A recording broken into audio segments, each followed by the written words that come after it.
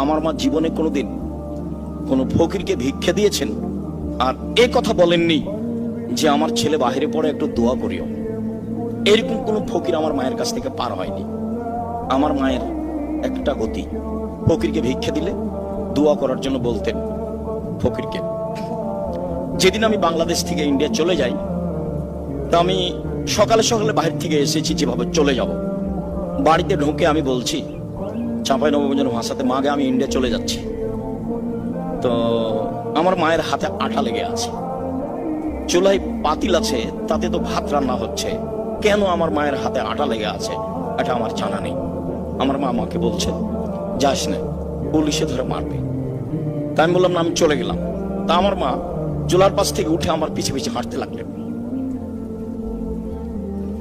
এক পর্যায়ে যখন বুঝলেন যে আমি ফিরে আসবো না, বেশ কিছু পথ আমার মা আমার পিছে পিছে হাঁটলেন। তারপর যখন আমার মা বুঝতে পারলেন যে আমি ফিরে আসবো না, তখন আমার মা নিরুপায় হয়ে ফিরে আসলেন। ওই দৃশ্যটা আমার মনে পড়ে।